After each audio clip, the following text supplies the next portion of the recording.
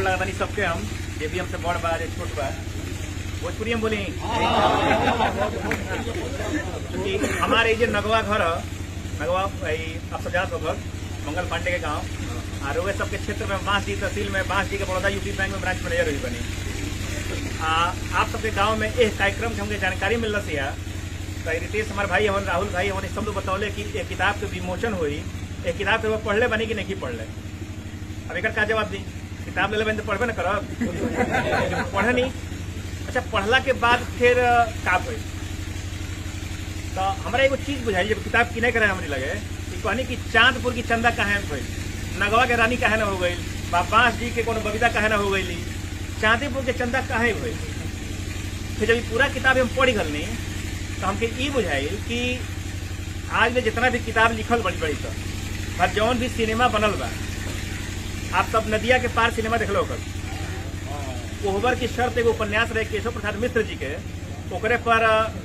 Picture बनली नदिया के पार मैं सबे देखले हुई उनमें नाव नदिया बा लेकिन ओकरो में चंदन नायक बड़े गुंजा नायिका बड़ी लेकिन चांदपुर की चंदा में नायक भी चांदपुर भी बा पात्र भी चांदपुर बा निष्कर्ष भी चांदपुर बा पूरा उपन्यास भी चांदपुर ऐसे किताब और महत्वपूर्ण हो जाती है। अच्छा नदिया के पार सब रिलेट करते हैं बोलते नहीं तो नदिया के पार तनी सीन में आदमी चले तो नदिया के पार जब सिनेमा शुरू होती है तो एक पात्र के संग हरेक आदमी अपना के जोड़े लगा था। जब यानी कि और बलिहार में चंदन के घर में ऊपर जनेरा के लटकावल बेटे कुछ दिया हुआ उनका घर में नमक हल्दी तेल कुछ मटकी में धैल हुआ तो हमने का पन्हू लगा लगी तो हमरे घरवा हो जब हमरे घरवा हो तो चंदन हम ही कहानी की बन जाए आम को जब चढ़वाइन जब यात्री हजामिन हो तो हम ही कहानी तू बोल बोल के मजाक कैले तो ये हरेक आदमी उसे जोड़ेला। ये जो चांदपुर की चंदा बनल एक में कुछ खास रहे चांदपुर में तबे नायक बनल। फिर हमारा मन में वो सवाल ये कि चांदपुर ससुर कहे खास बनी गई हर साल बाड़ी में डूबल रहता रहे कबो कुछ नहीं के हो कबो कुछ नहीं के हो हमरे के यहाँ एजा के लोग खतौनी खतरा लेके आवे कोनो जमीन एक फसली बा इस साल बालू में बिया अगला साल परोरा हो गई तो कुछ नरक बह जा तो कहे इतना खास हो गई। तो अब हमने चाचा जी संगे बैठल नहीं आ जा तो या चाय और कुल गिलास से पानी होनी जब आयल है तो अब हम यहाँ से कहनी है कि देखी अगर हमारा घरे 20 आदमी अभी अते तो हमारा घरे शायद 15 एक ही सेट के 15 कप ना रही एक ही में के 10 गिलास हमारा घर ना आई लेकिन एजा बटलो बा इतना निष्ठा से सामने वाला आदमी के स्वागत भी कल गई बा उतने प्रेम से हमने के जब बैठा के आधा घंटा से तलियो बजाता तो हमारा ये बुझाई कि जो लेखक बा वो चांदपुर के खाली लिखले नहीं थे वो चांदपुर के जियले बा चांदपुर में हमारा काहे जियले बा इसलिए इतना जीवन बा कि एजा अगर हम रहे लगी तो हमारा ना ऑक्सीजन के काम बा ना हमारा को कोरोना हुई ना हमारा फेफड़ा खराब हुई ना हमारा पेट झरी मन एकदम हम सुखी रह। तो अगर चांदपुर के नायक बनत देखे के बाद और चांदपुर के जिये के बाद तो किताब के पढ़ल जाए पहली बात।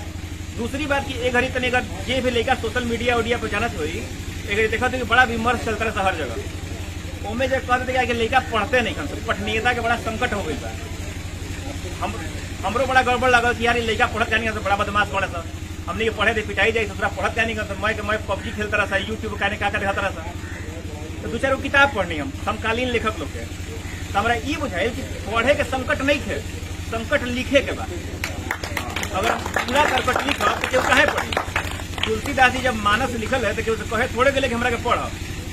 हमरा के तू राम जी के फोटो रख के हमरे पढ़ हमरे पर फूल चढ़ाव वो लिखल है वो ऐसा लिखल है कि पढ़ल हमारी मजबूरी हो गई हमारा आत्मा हमारा नियंत्रण में नहीं थे कि हमारा छोड़ सके नहीं। चांदपुर के चंदा में का बा हम कुछ ना बताई पहला पन्ना से करके शुरू करी पढ़ल तो बुझा जाये कि में का बा आ काहे पढ़ल जरूरी बा आ कैसे पढ़ल जा सकेला।